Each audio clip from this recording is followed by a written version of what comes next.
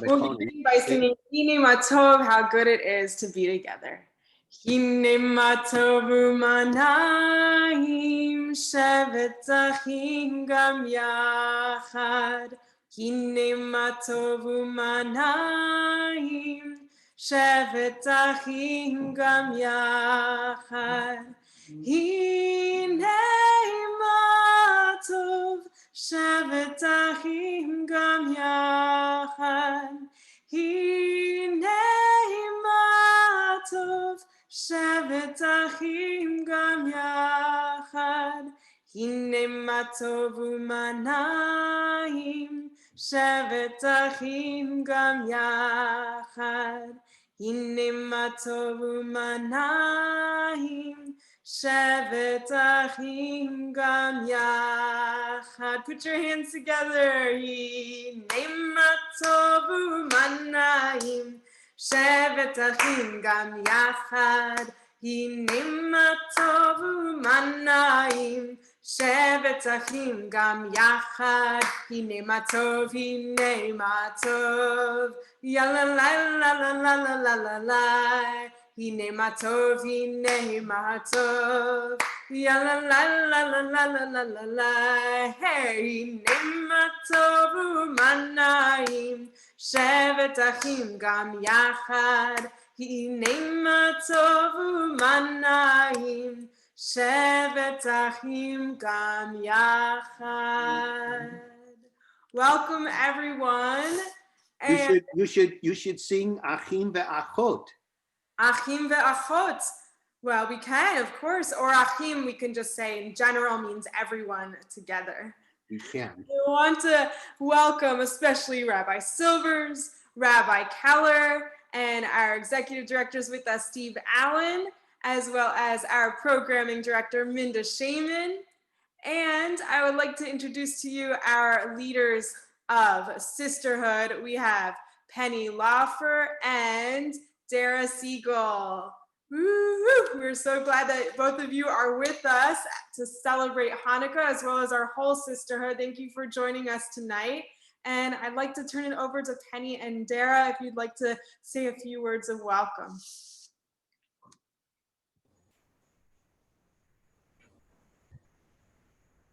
Chag Sameach, everyone. Happy Hanukkah. Just wanted to wish you all a happy Hanukkah and thank you for joining Sisterhood tonight and lighting the candles. And we just want to really thank everyone for your participation and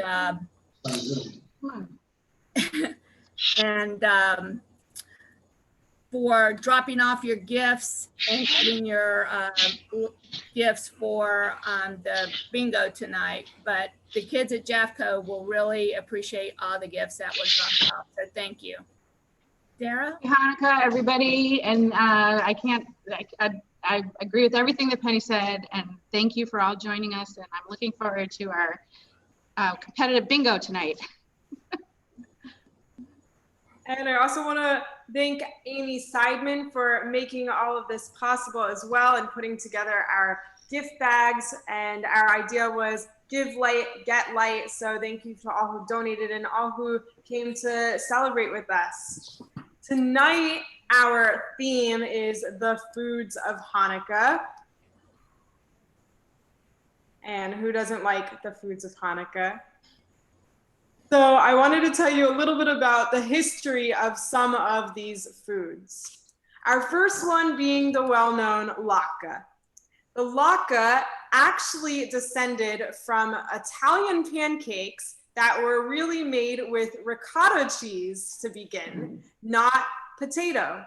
And it was a rabbi in Italy in the late 13th century who made the connection between the pancakes, the ricotta pancakes, and the holiday because of the food being fried. Potato pancakes then became an Ashkenazic invention that became popular in Eastern Europe later in the mid-1800s after crop failures led to the mass planting of potatoes. So even though I personally love applesauce, everyone who likes the sour cream is really onto something because that was with the cheese, that's how it all began in Italy. And as we make our way to another food, we come to our sufganiyot. Sufganiyot is a dough pastry, a donut, as we might say. And it's actually mentioned, which is really surprising, in the Talmud itself. And in the Talmud, they're called sufganin. It comes from the root sfog, meaning sponge, as something that absorbs oil. And Rabbi Maimon ben Yosef, the father of Maimonides, wrote commentaries on the Talmud, and he actually said that one should not be lenient on any custom, not even the smallest, when it comes to food. We must make every effort to prepare celebrations and foods that will publicize the miracle that God performs for us in those days. The accepted practice is to make sufganin to commemorate God's blessing. So this word and this food that we think is just some modern food, the sufganiyot, actually is found in our Talmud. Donuts date back all the way to the 15th century in Germany, where they were originally filled with meat and cheese, which were quite expensive. I don't really know if I'd like to bite into a meat donut. And with the import in sugar in the 16th century, the prices dropped and donuts became more popular, especially in Poland. And this is when they started being filled with a sweet filling. Sufganiyot then became Israel's preferred Hanukkah treat through the labor union in the 1920s. While latkes could be made at home, something that everyone can really make on their own, sufganiyot were more labor intensive, which led to more jobs, and the rest is history. Today, you can even find some artisanal sufganiyot, as we see on the left, made with Lindt chocolate and other creative flavors as well. Rabbi Keller, Rabbi Silvers, do you have any favorite sufganiyot flavors? Mine is chocolate filled. Chocolate filled, of course, I should have guessed it. Absolutely. Mine is the regular old sufgania, the Israeli one with the jelly on top, not even in the middle. I like the one that's like it's injected in the top part. That's my favorite kind. Right? These are the injectors here that you can squeeze it in and it gives even more filling. Oh, those are the best. There's not enough sugar in there. So I wanted to teach you about one more pretty cool Hanukkah food, which I have never tried, but maybe we still have one more night to try, but maybe I'll make it next year. And it is called zalabia. Zalabia is from India or Western Asia and also found in Egypt as well. And it is a Middle Eastern mini funnel cake coated with syrup or honey, deep fried, of course. So you have the oil and then with the syrup and honey for some extra sweetness. So I don't know if anyone's had this one, but it looks pretty good. I think we should start it as our, bring it here to America, a new fried Hanukkah food, zalabia. Does anyone have any Hanukkah foods that are with you tonight that we can hold up? Anyone have any sufganiyot, latkes to share? Oh, I see some gelt. Any others? Lots of gelt, that's what I see. Can you change the screen so we can see everyone? Yes, of course. I got Costco chocolate chip cookies. I want to say I made something new this year from Yentl Isaac that I work with now in the preschool. We made malanga fritters and I served them at malanga is a root vegetable with garlic and parsley. It was just delicious. Ooh, that sounds good. And I heard some people tried sweet potato latkes this year, as well as zucchini latkes, all the different types. So whatever it is that we choose to eat for Hanukkah, the idea is that we should never forget that we're eating it with the oil because this was related to the miracle and to God's blessings that helped us with these miracles of Hanukkah as well. So while we're indulging, we should still remember the reason for it too. And I hope we continue trying new recipes throughout Hanukkah and even throughout the rest of the year too. Yeah, hi. I wanted to just tell a little something that I found pretty interesting. I don't know who watches Jimmy Fallon or not, but he was on the other night with the actress from Wonder Woman, Gal Gadot from Israel. And they were going back and forth, and she was introducing Jimmy Fallon to Hanukkah foods and introduced him to the jelly donut, which he definitely enjoyed. And then he moved on to a jar of Yehuda gefilte fish. And it was pretty funny because he was really afraid to try it. And he was like, ugh. And he liked it. So it was really interesting. It was nice to see that on mainstream TV and finally bringing something Judaica into the food world. The secular. I love it. Thank you, Ira. Yeah. Well, everyone go ahead and grab your matches and your Hanukkah as we get ready to light our lights. Why does everybody think every Jewish food has got to, for every holiday, it's got to be gefilte fish? Publix believes that too. For Hanukkah, gefilte fish, right? Purim, gefilte fish. You know, Rosh Hashanah, gefilte fish. It's always gefilte fish. I want you to make some zalabia, Rabbi. Zalabia? Why don't you make some zalabia? You make it, you cook, you bake.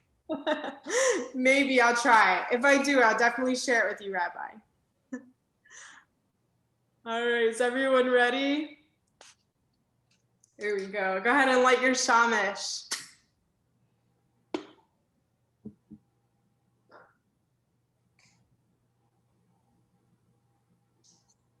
Here we go. Baruch atah Adonai Eloheinu melech haolam asher kedishanu b'mitzvotav v'tzivanu lehadlik ner shel Hanukkah. Baruch atah Adonai Eloheinu melech haolam she'asa nisim lavoteinu bayamim hahem b'hazman hazeh.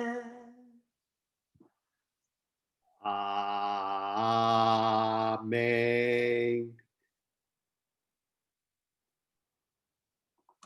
And for our Hanukkah song of the evening, related to our Hanukkah food, of course, we have I Am a Laka. I am so mixed up that I cannot tell you. I'm sitting in this blender turning brown. I've made friends with the onions and the flour, and the cook is scouting oil in the town. I sit here wondering what will come of me. I can't be eaten looking as I do. I need someone to take me out and cook me, or I'll really end up in a royal stew. I am a laka, I'm a laka, and I am waiting for Hanukkah to come. I am a laka, I'm a laka, and I am waiting for Hanukkah to come. Every holiday has food so special. I'd like to have that same attention too. I do not want to spend life in this blender, wondering what I'm supposed to do. Matzah and charoset are for Pesach, chopped liver and challah for Shabbat. Balinces on Shavuot are delicious, and gefilte fish no holidays without. I am a laka, woo, I am a laka, woo, and I am waiting for Hanukkah to come. I am a laka, I'm a laka, and I am waiting for Hanukkah to come. It's important that I have an understanding of what it is that I'm supposed to do. You see, there are many who are homeless, with no jobs, no clothes, and very little food.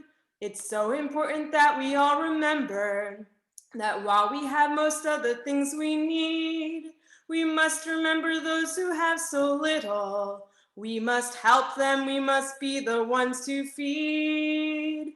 I am a laka. I'm a laka. And I am waiting for Hanukkah to come. I am a laka. I'm a laka. And I am waiting for Hanukkah to come. Woo! Chag Sameach to everyone. We're so glad that you joined us tonight to celebrate. And if you're staying on for our sisterhood bingo tonight, please stay on and join us for our fun that we're about to have. Even more fun. Chag Sameach. Chag Sameach. Sameach. So Rabbi, we just Sameach. stay on. We don't have to go